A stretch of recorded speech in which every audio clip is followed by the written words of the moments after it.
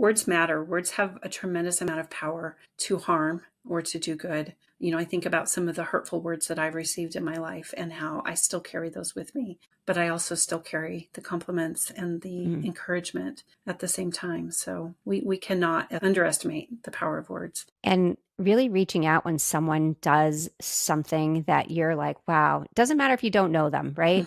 Wow, that really affected me. Olivia has, and I'm working on mine right now for 2025, a vision board in her closet where she collects things that she, aspires to, but also, I mean, you can talk for yourself, but you have letters that people have sent you that she posts up there because you know what? They make you feel good, right? They remind you, like in days where you're not feeling good about something, you can look at that and say, wow, I made a difference there. I made a difference there. Welcome to Her Unshakeable Confidence with dynamic mother-daughter duo Simone and Olivia Knego, where they discuss the secrets of transformation and how to build bold confidence and unwavering resilience. From intimate conversations with inspiring guests to sharing their personal journeys of triumph and challenge, Simone and Olivia create a supportive space where every woman is encouraged to rise above her fears and love the woman in the mirror. Tune into Her Unshakeable Confidence and join this special journey of connection and growth. It's like catching up with old friends who inspire you to be bravely and uniquely you. Welcome to this week's episode of Her Unshakeable Confidence. I'm Simone Knego. And I'm Olivia Knego. And today we have a very special guest, Cathy McIntosh. Cathy is a sought-after marketing strategist who guides the fastest-growing faith-driven writers and professionals to multiply their impact through authentic connections with their audiences. Endorsed, again, I struggle with these words sometimes, endorsed by experts like Donald Miller and Dr. J.J. Peterson, Cathy helps authors get comfortable with marketing to experience the transformation from unknown to unstoppable. I love that. Cathy has a diverse author portfolio spanning multiple genres. Her debut novel, Redemption's Echo, is a heart-gripping tale that offers reader an authentic glimpse into the world of crime and justice. When Cathy isn't crafting compelling stories or guiding fellow writers to success, she often delves into the latest crime podcasts. They seem to be like the most popular, honestly, right? Always eager to unravel a mystery. With an insatiable curiosity, she enjoys learning new skills and embarking on exciting adventures, rarely shying away from what lies around the next proverbial corner. She and her husband relish the joys of living in Colorado, surrounded by the laughter and love of their children and grandchildren. Cathy, thank you so much for joining us today. I am so excited to be here. Thanks for having me. Absolutely. So I really want to dive into your novel, Redemption's Echo, because writing a novel is no small feat, right? Self-help book. Okay, it's hard still enough. hard to do. Right. But a novel is really a whole different bird. So what motivated you? Let's start with what motivated you to write it. I would say it started with curiosity. Back even when I was a kid, you always say that I want to be an author someday. I want to write a book someday, when you're reading Little House on the Prairie and all of the books that you read when you're a kid. And my mom always supported that. She had that kind of same curiosity. And there were bits and spurts where she and I would try to write a book together, and that never went anywhere and really was not the way to do it. But just the way that she kind of spurred me on and gave me permission to try was a really big deal. And I put that dream away for quite some time when I started writing devotionals and magazine articles and business blogs and things that were much drier than fiction. And then I'm married to a guy who's been in law enforcement for about 40 years. And we were out on a day date one time because I've got to catch him when his schedule allows. Yeah. We don't have like a typical Friday night off usually. So we were on a day date, and he gets a call from his detective lieutenant, and they were investigating a homicide. And I just really felt this, what I call a divine inspiration, to pay attention, that this was what I was supposed to write about. And mind you, I've got 40 years of phone calls like that. It's not like this was the first one and I was just automatically intrigued. It was all of a sudden, oh my gosh, this is the one. And I literally knew nothing about this case. And it turned out to be this crazy, twisty, turny mountain road adventure where the ending was just far different than anybody ever imagined. So I was definitely inspired by a true story that I took and fictionalized, and just kind of added a lot of years of history of different cases that have come together into this novel to present it to the world. And here it is. Kind of exciting. Yeah, it's really exciting. Olivia, do you think we should write a book together? No. So you're smarter than we were. Yeah. Yeah. I think the podcast is great, but I think she's actually a much better writer than I am. But I'm not a creative writer. I'm great at like practical writing. It's different. Yeah.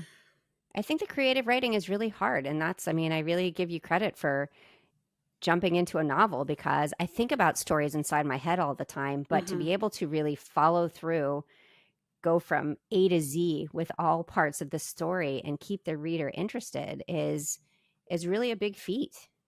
It is. And I think I've mentioned to you, I am StoryBrand certified in the marketing realm. And so we delve so much into what the different parts of the story and what makes the story captivating and what holds a reader's interest. And so this had kind of been an underlying tone for many years before leading up to this adventure. And it was just like, okay, I think I can do this because I use story every day and the marketing techniques, and just decided to go for it. Yeah. So tell people about what being a StoryBrand certified guide is, because I've researched it, but I think a lot of our women out there won't know what that means. Well, Donald Miller started writing memoirs and decided finally to take his story building ability and turn it into a marketing strategy. And he teaches that we can draw our business audience into a story where they can see themselves as a hero. They can see themselves winning the day with the ways that we help them. So a lot of businesses, when they put themselves out there, try to be the hero. They try to exert themselves as the expert and make the world think that they know all the things. And Donald is saying, no. We're about helping the reader, the viewer, the customer be the hero, and we're just there to guide them to their success and find success in their own journey, which is just kind of was in his original day a paradigm shift, and now it's kind of a marketing standard that this is what everyone's doing. So I am certified under Donald Miller, which means I have personally trained with him and through him, and just gleaned from his wisdom for a lot of years. I think his story changes everything. It does. Right? I think that we can give people statistics all day long, but I truly believe what they connect with are the stories that we share. And I always love to say, because I think a lot of women out there don't believe that they have a story to tell. Everyone has a story to tell. So listening to this podcast, you have a story to tell, and it's so important that you share your story. Now, I'm not saying you have to go out and write a book, but I think that really understanding that your voice matters and that you can impact other people with the stories that you tell is so important. Couldn't agree with that more. Absolutely. Yeah. Absolutely. So before this book, let's talk about other things that you've written. So again, I am an inspirational faith-based author. So I've written a couple of different Bible studies that were self-published. I've written a slew of ebooks.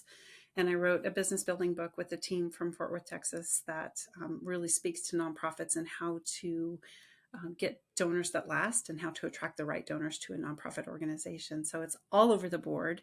It's just really a ton of blogging, a ton of magazine articles and devotionals and all that kind of work. But this is my first novel. It was definitely an experiment. Like I said, curiosity drew me into the mix and really led me to tell the story of a woman who was trapped in human trafficking through a family member, and ultimately lost her life. And then her sister became a police detective and ended up solving the cold case of her own sister's murder. So that's what Redemption's Echo is about. Wow. I haven't read it yet, but I can't wait to read it, because I feel like it sounds like it's made for a movie, honestly. Yeah, it could be. I can envision it as a movie. That's a huge leap, but right. I could see it happening. Yeah. I mean, again, talking about crime podcasts, and people love that. I mean, I don't know exactly why we're so fascinated. Maybe because we don't understand it. I mean, Liv, what do you think? I think, I guess exactly that. We don't understand it. It's a completely different, separate world than our everyday. It is. And I've talked to a lot of people about that and why you're attracted to true crime or semi-true crime. And a lot of it is women tell me that they want to be prepared and they want to Mm. imagine the worst so that they can keep their radar up and try to keep themselves safer. For me, it has a lot to do with putting pieces of a puzzle together and, starting with nothing and building it into something large. So there's just insatiable curiosity Yeah. about the crime realm, and I've got unique experience just having lived that life of law enforcement and just heard all the stories for decades, and being able to draw on that wisdom and have at my disposal. I could ask my husband, I need to talk to a detective who knows about this and this. And he'd say, I know just the guy. Let's go talk to him. And it was just, this wonderful, perfect storm that came together to create this book. Well, so let's tie it back to your the faith-based writing. Mm-hmm. How do you connect those pieces there? That was a little bit of a struggle, let me tell Mhm. you. But what happened is my main character just has a Christian worldview. And so they're just little bits and spurts, and it's just who she is and the lens through which she sees the world. So it's really hard to call it a Christian book. It really covers some dark, horrendous things that go on in real life.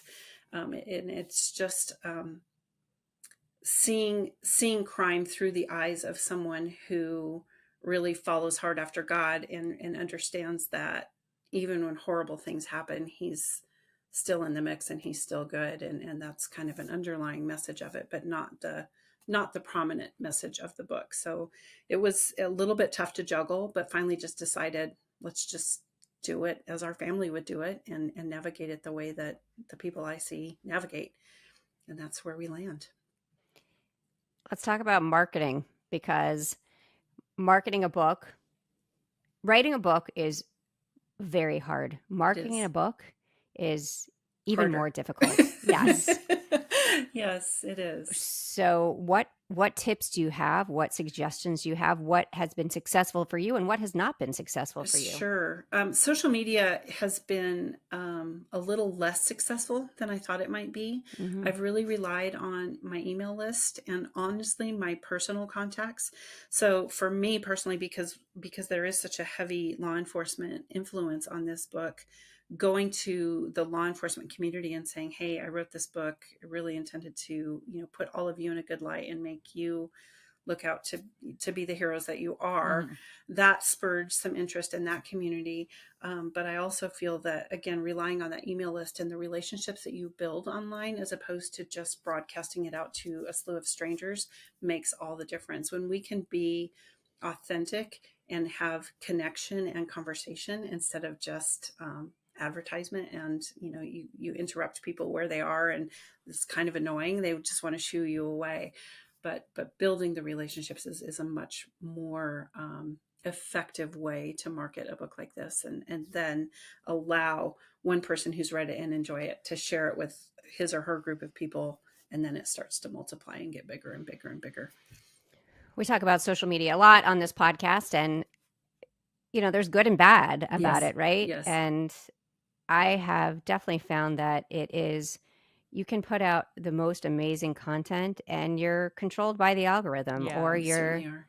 and it's amazing to watch some people that can completely go viral with something positive, right? Mm-hmm. A lot of stuff that happens probably not is necessarily positive, but really watching how and thinking about how it works. I mean, that was a struggle for me too when I wrote my first book, and I thought, oh yeah, you write the book, that's the hard part. Not at all. Mhm. No. It can be such a great book, but it's getting people to know about it. Mm-hmm. And it's such a different experience than I was expecting. And I'm wondering, do you feel the same? I do. I absolutely do. One of the things that worked well for me was this was really a think out of the box creative challenge for me, but finding a way to pair marketing with fiction writing, with storytelling, and bring it all together and benefit the cause of human trafficking. So Mhm. as a StoryBrand certified guide, I started offering a package deal where I would give about a $6,800 marketing package for about $2,200. And with that, they would get 50 books. I would do their copywriting for them, and we would give a donation to Covered Colorado, which is the organization I'm supporting, where it's a local story, it's a local organization. Mm-hmm. So that was a great way to get the word out, to help a nonprofit, who are the ones who particularly took advantage of this marketing program. But I was essentially doing the work for free, doing the marketing work for free, in lieu of those book sales, and leveraging their contacts and sending books out to 50 people that they knew. So to me, that was a really big, advantageous program to pull all the pieces of my world together into one funnel to accomplish a goal. But it took a lot of stewing and figuring out and reconfiguring, and finally landing on something that was going to work for a lot of different people. So sorry. the sales of your book support a nonprofit in your area? Yes. That's fantastic. Yeah. Why did you decide to do that? Well, when I wrote Redemption's Echo, again, the victim in the story was a trafficking victim. And to write a novel, I had to put myself into her shoes. I had to see the world from her perspective, and really mentally become a trafficking victim for a little while. And it ignited this passion in me to do more, to support survivors more. And so I started looking for an organization in my area, and I really had a hard time finding it. And sometimes you Google things and you don't find it, and somebody else says, well, I just Googled it and there it was. But I found a friend who knew of a person who knew of the husband of the woman who founded this organization. So it was a friend of a friend of a friend who said, I think this is what you're looking for. And sure enough, it was. So I literally cold called them. I said, I'm an author. I'm about to publish a book. I'd really like to support you. And they said, oh, we'd love to have your support. They did not know me from Adam. I was a stranger off the street, and they didn't know or trust me. And I totally understand that. So it started with, yes, you can support us through your book. And then I said, can I use your logo? Can I do some bookmarks? And they said, no, not so much. We haven't read the book. I said, okay, I understand, 100% understand. So I just let that go, and I just continued doing all the things that I do. And I started showing up to their events. I started actually getting involved, and not just saying I was going to get involved. And little by little by little, they started embracing the idea. And then when the book came out, I had several copies delivered to their organization, and then eventually saw that they sent out an email to their supporters saying, hey, there's this book. All of a sudden now they're starting to promote it as well. So it didn't start, that was not the motivation to begin with. Truly, the motivation was me wanting to support and get involved in a cause that was bigger than the book, bigger than myself. It's a worldwide situation that is just devastating and heartbreaking and horrible. So it's going to take a world of people to get it fixed. I think as a mom, it's probably one of my biggest fears. And it's not that I think about it often, but then you see something on the news and then you're like, oh my gosh, like this could happen to anyone, right? It's not just, and I think the first time I really thought about it was that Liam Neeson movie, Taken. And that was just terrifying for me. Liv, did you ever see that movie? No, but I know the premise. Okay. It was just the scene at the airport where they share a ride together. And that was like the beginning of the end. And it's kind of like you can't try, it made you have this feeling like you can't trust anyone. And that's not how life should be, but you do have to have this guard up all the time. And I think that a lot of people don't know the statistics, and I don't know exactly the statistics behind human trafficking, but it's a much bigger issue than we think. And it happens everywhere. I mean, Florida's huge for it. Yeah. We tend to think it happens overseas. It happens in other lands, foreign countries, and it happens in our own neighborhoods. And the fact is, you don't even have to leave your house to be trafficked. There are stories that have come out and come to light since I've been involved with this, where teenagers are online meeting people that say they love them and that they want to marry them and do all the things for them. And here's money for a plane ticket. I'm going to fly you to Greece or to, somewhere in Europe.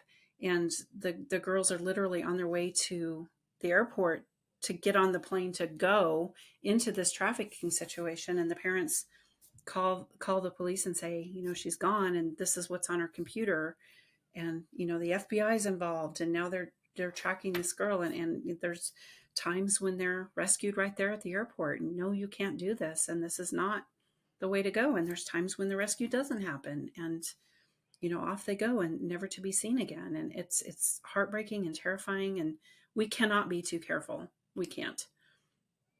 Yeah, well, like I said, that movie scared the crap out of me. Mhm, So mhm. really made me rethink a lot of things. And I know it was just a movie, but still that Sort of. just that Right? right. I mean, Right. it's based on every movie is based on some kind of real story, right? Mhm, I mean, mhm. okay, maybe not some of the Disney movies, but in general, where do people get the ideas for Right. things? I mean, Right. they've heard it, they've seen it, it's been done before, and then they create a story out of it. And it is terrifying that Mhm. it could happen to anyone, anywhere. And yes, the idea of it happening from your inside your house, right? That the Yes. kids are, and that's why it's so important that we have these conversations with our children about the importance of really understanding what's real and what's not. And when it feels wrong, it is wrong. Yes, for sure. One of the highest compliments I got for this book was from a woman I know, and I tried to write it with a very gentle brush. Um, when the trafficking incidents happen, you definitely know what's going on, but you're not invited into this graphic visual imagery. So again, it was just written with a very gentle hand. And she came up to me and she said, Cathy, I just want to thank you for writing a book that I can share with my early high school girls. I can share it Mhm. with my middle school girls because it's clean enough where they're not really assaulted with the words on a page, Yeah. Right, but right. yet they're made aware, and it's opening lines of communication, and it's opening talking points that we can share this information with our kids. And it's not even just daughters, right? It's daughters and sons. We're able to share it. Yeah, I think across the board, I think that people tend to think it's just our daughters, but Hmm. I think it is across the board. I think it Hmm. doesn't matter. Hmm. And it's just we all have to be more aware and more careful. And we have an organization in Sarasota that definitely raises money for human trafficking victims and, really awareness about it, because Hmm. I don't think we talk about it enough. It's Right. something scary. We don't like to talk about the scary. We love to watch the Yeah. crime podcasts and the videos, but we don't Mhm. like to talk about it. Right. Right. But we Live it.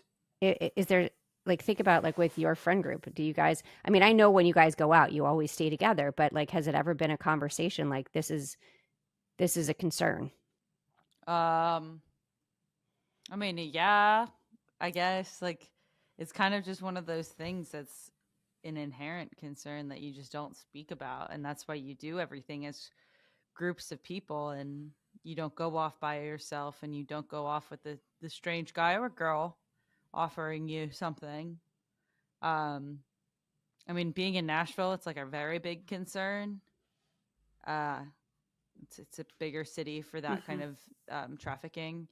So I don't know. It's just like unfortunate part of being a woman, or just kind of a person in the planet, but specifically a woman, is being Hmm. more aware of your surroundings. And like you mentioned earlier, Cathy, part of listening to these crime podcasts and reading the crime books is, okay, what's the worst case situation here, and what's the worst Hmm. case scenario? And it is like unfortunate that we have to think like that, but we do. Hmm. um and it might seem really drastic to some people, but I mean, if it's, like an easy way to keep an individual safe or keep yourself safe, like, why not do it? Hmm. Hmm. Because we still have to live and function and breathe Yeah. and be out there and meet people. I mean, it's just Life what is we meant to be do, enjoyed, right? It's meant to be in right? community as well, Yeah. right? It's just understanding that you don't want to think the worst. You want to think the best of people, Hmm. but you also have to have a little bit of, a thought process of, okay, what if? Hmm. Yeah. And I think that's kind of across the, I think it's kind of true with whatever we do now. It is a what if. I mean, I'm thinking back to when I was in high school, right before any kind of mobile phones and the internet, and worried about posting stuff, videos, and now it's like anything you do is out there forever. We Mm-hmm. talk to the kids about that all the time. And so I think that there's so much more exposure to things because of the internet in both good and bad ways, right? Yes. Because we can be more aware of things because we can research it, but we also, everything is in our face all the time.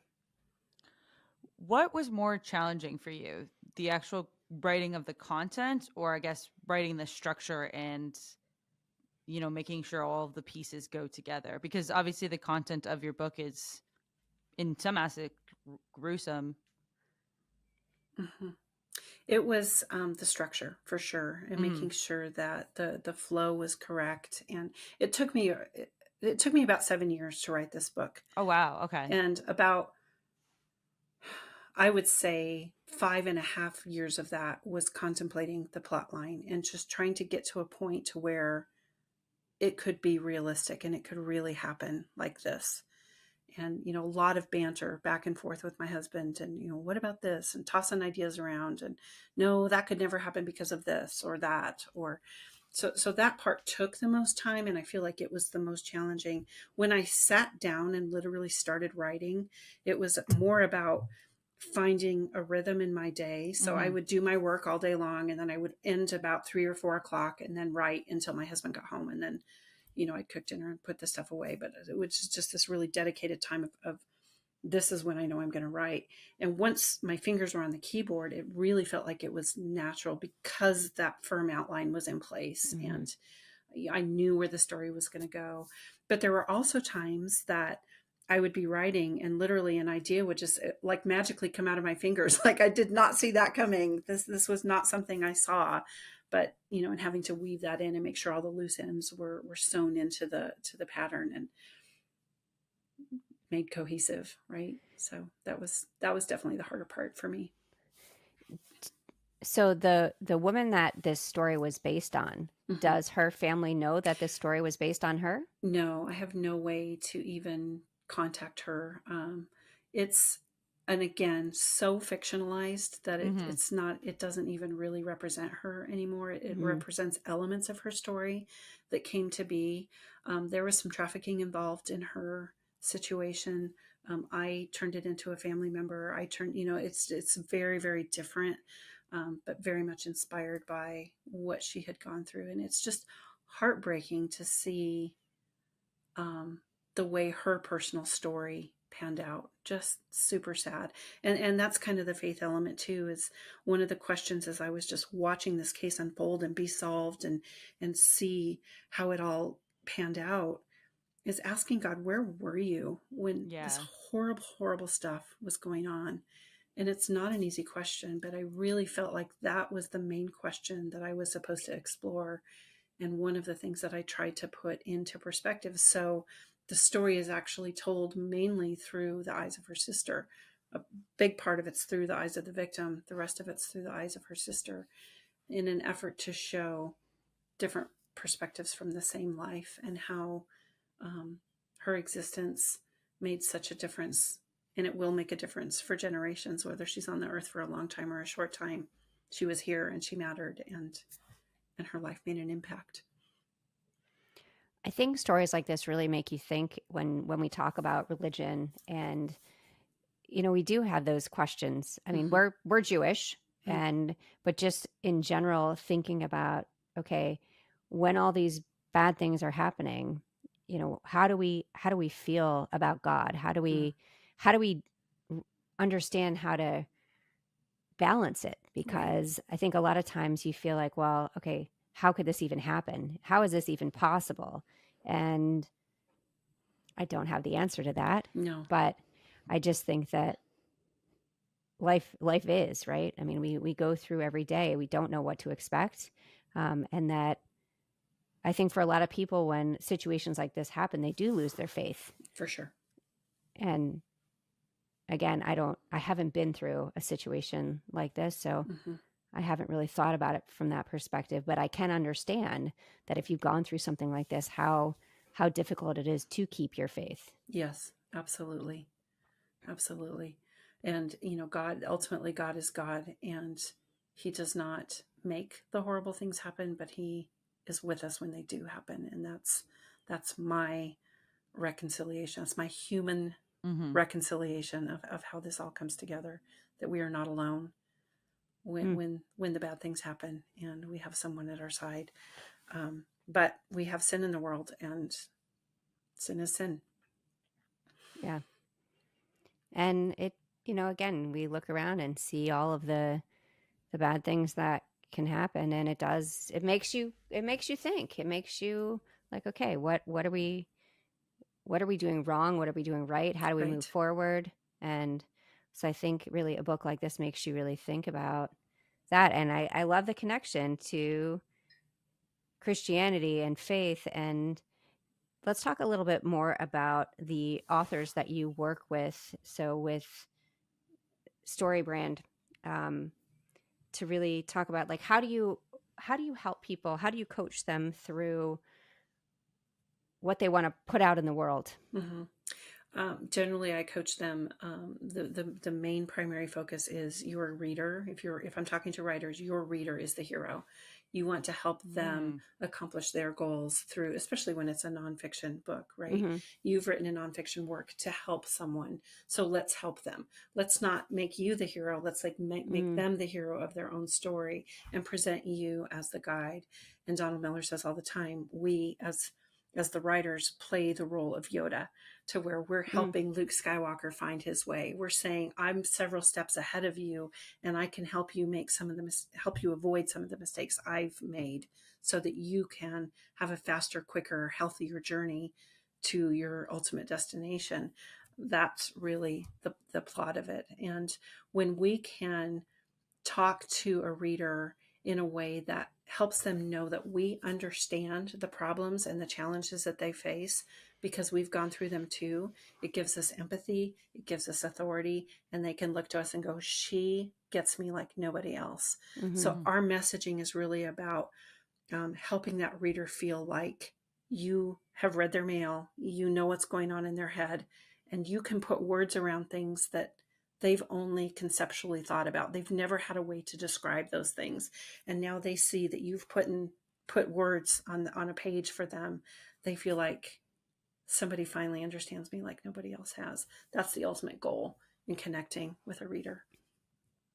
And that's a really big gift, because it is that to make the reader the hero of what you've written, I think is always a challenge, right? Because there's a fine line of saying too much about yourself. Same thing like with coaching, right? Yes.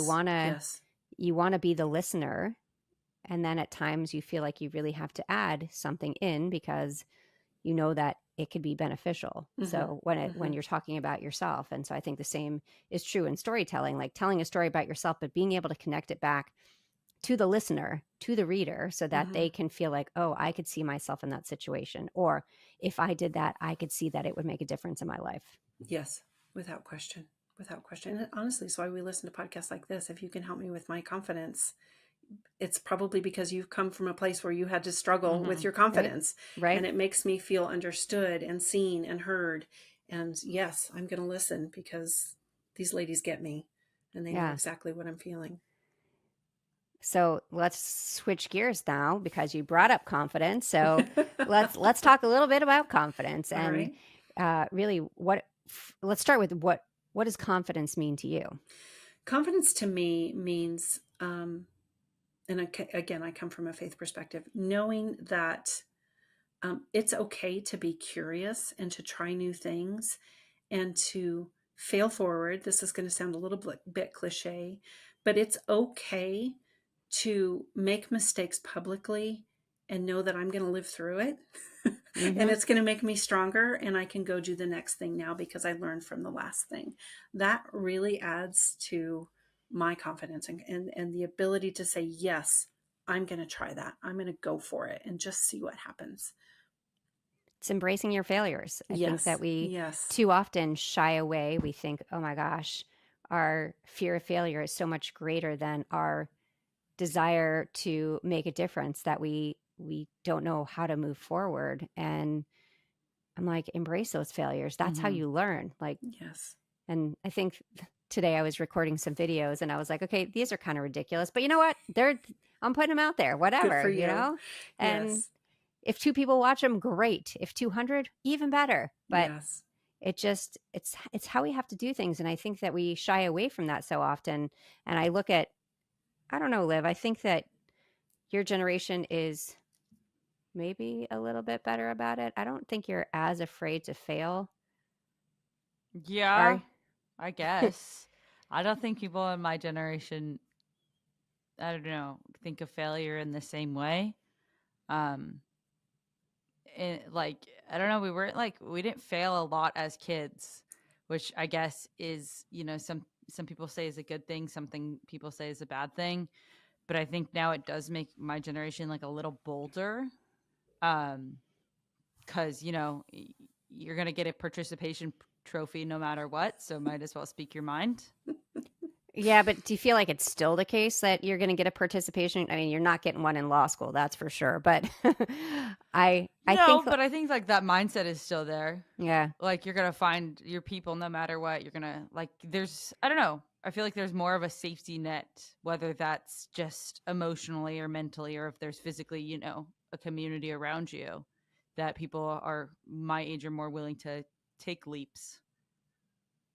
yeah, I see it both ways because I feel like the whole participation trophy is sets kids up for really struggling later because they've never learned how to fail and never learned to know have never understood that failure is a good thing, because if you're rewarded for everything you do no matter what, I mean, maybe I'm looking at it wrong, maybe that is the way to see it, is that if you're rewarded for everything you do, then you're going to keep trying whatever, because failure is Yeah, really I not mean, doesn't even happen. I think it's one of those issues that's not really just like black or white. Right. Like, I don't think you should reward a kid for every behavior, but I also don't think you should only reward a kid when they're winning or when they don't fail, I Yeah. guess. Yeah, I hear you. I watched a video today. Okay, again, just random. I'm trying to figure out how to do a reaction video. You guys are going to laugh at me, but we see these things on social media where they watch a video and then they talk about the video.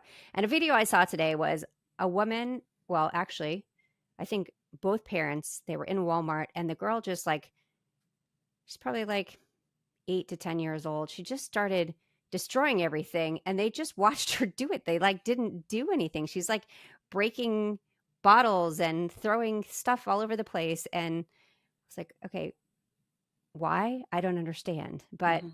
again, the idea of saying to your child, like, this is not okay. And I don't know, does that have to do with failure? Probably not really. But I was just thinking about No, that, how I don't think that, so. yeah, I was just thinking about how that, I mean, I think I'm connecting it back to the rewarding everything, right? The participation Yeah. part. But yeah, I mean, I think like failure and confidence do go hand in hand, but and I guess yeah, you need to experience failure to like understand confidence, because otherwise, at least for me, the way I understand it to be, it would just kind of be blind confidence, and that can also be like a double-edged sword. so let's talk about confidence and writing, Oh because yeah. that's a And really interesting thing. just to premise this, you say all the time, Mom, that I'm a great writer, and that's probably the skill like that I have the least confidence in. Even though I Mm. do like objectively the best in my classes in writing, anytime I sit down to write, I can have like a complete lack of confidence. So, Cathy, I'd love to hear what say to writers when they struggle with that. Like, am I good Yeah. enough? Is this really the right thing? And I think we're all good enough. And I think that we all have a different tone of voice, and a different writing voice. So and again, this goes back to authenticity. You don't want to write to sound like someone else. So Mm-hmm. write to sound like yourself. Again, we talk about what people say about our writing. And someone once said to me, Cathy, I can almost hear your voice talking to me when I read something you've written. That's what we're after. It's exactly what we're after. So it's my slang, it's my contractions or not. It's my voice. It's how I would literally speak to someone who is sitting having coffee with me. That's what you're after. It's not about being polished. We used to really, in high school, when I was in high school a million years ago, It was about formal writing and don't use a contraction and make sure your periods and your sentences are full. And now it's fragments and it's just conversational, and it's just more real and more authentic than it's ever been. You want to be clear. Clarity is a huge asset to any writing style, but you do absolutely want to be yourself, and that's the most important piece. And that generates confidence. Practice generates confidence. And I think too, one other way to look at it's not about winning or losing. It's about how much effort you put into something. And if you can say to yourself, I really put in a great effort today doing this or that, making videos or, writing a blog post, whatever it is, I can feel good about the effort that I put into that. That builds a tremendous amount of confidence. Yeah, I think sometimes people have this misconception of when they're writing that they need to write in a specific way. And maybe it's because how I grew up, same kind of thing. My writing in elementary, middle, high school, you had to follow a certain format and you couldn't just be. Yeah. And I do think writing now is about the authenticity. That's the way you connect. I knew that I did good with my first book when one of my close friends said to me, I'm reading this and I hear you inside my head. Yes. And right. And that's what you want. You want That's it to be you. I don't write fancy. I write like I speak. And I think sometimes authors might kind of feel like that's not the right way to do it because, it's not good enough. But it is good enough. That's exactly what you want. Yep, without question. And I do think the practice thing is important. It's just like anything else. The more you write, the better you feel. The more you speak, the better you get at it. The more podcasts you do, the better you get at it. The more people that you can positively affect in their lives. That's why I love doing what we do, because I do think that you can make such a difference with both the spoken word and the written word. Agree. Absolutely agree. Words matter. Words have a tremendous amount of power to harm or to do good. I think about some of the hurtful words that I've received in my life and how I still carry those with me. But I also still carry the compliments and the encouragement at the same time. So we cannot underestimate the power of words. And really reaching out when someone does something that you're like, wow, it doesn't matter if you don't know them, right? Wow, that really affected me. Olivia has, and I'm working on mine right now for 2025, a vision board in her closet where she collects things that she, aspires to, but also, I mean, you can talk for yourself, but you have letters that people have sent you that she posts up there because you know what? They make you feel good, right? They remind you, like in days where you're not feeling good about something, you can look at that and say, oh, wow, I made a difference there. I made a difference there. Yes. When you we can don't give really ourselves get in enough touch credit. with your why. Yeah. Why you're doing what you're doing. Yeah. We don't give ourselves enough credit for the things that we're doing. And so for the woman out there that's listening to this, like, you're making a difference in your world, and keep using your voice, keep using your words, because that's how we change the world. Yes. Yes. So Liv, it's calendar time. No, it's not. I want to hear Cathy's the best advice a woman in her Oh life my gosh. Thank you for keeping me on track. I almost forgot that one. Best advice I've ever received. It was from I would call her my mentor. She is just a precious, precious woman in my life. And I was kind of about one of my teenage daughter one day, and I was like, she's wearing her holy jeans to church, and she shouldn't wear and she looked at me and she said, why could she wear something to school that she wouldn't wear to church? Why are there two different standards? And it was so gentle and kind, and I made it sound really abrupt and kind of harsh, but it wasn't. The delivery was just sweet and soft. And what her message was to me was, be authentic, be who you are in public, the same person you are in private. And I have just taken that and run with it. And I hear that in my head so often, that I don't want to be two different people. I want to be one good person. I really like that. Yeah, I do too. That's a good thing you asked the question, Liv. See how good. Look at me. Yep, Look at me. yep. Oh, forgetting what I'm doing here.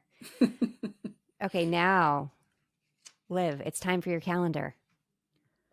Willingness is a true beauty that only you can generate. Willingness is truth, a true beauty only you can generate. Yeah, I like that. I like that. I think that we have to decide what we want, what we're willing to do, right? If we're talking about writing, do you Yes. really want to write the book? If you're willing to do it, you got to Mhm. push through and keep doing it. Yeah. Yes. Yeah. We always have sometimes they truly connect her calendars. Other times it just makes you think. I think this one is just Just makes you think. making me think about, am I willing? What am I willing to do? So very good. So Cathy, it was so nice having you on the podcast today. So please tell everyone listening where they can find you Certainly. and where they can find your book. I am just thrilled to be here. My book, you can find it on Amazon. It is Redemptions with an apostrophe, so that slows some people down. You can also find it on my website, CathyMcIntosh.com. And then I am most active on Instagram for social. So it's at Cathy McIntosh Coach. And we'll have everything in the show notes so that you can buy her book, go out and buy her book, share it with your friends. I would love that. And keep following her because she is changing the world one word at a time. Very nice. So such a pleasure to be here. Thank you so much for joining us on this week's episode of Her Unshakable Confidence. Always remember, you are unshakable. Bye, guys. Thank you for listening to Her Unshakable Confidence with Simone and Olivia Knego. We hope this episode has made your day just a little bit brighter and given you the inspiration you need to confidently go about your week. Always remember to be authentically you. Don't forget to like and subscribe so you never miss an episode. And feel free to connect with them on Instagram at Simone Knego and at Olivia Knego. Till next time.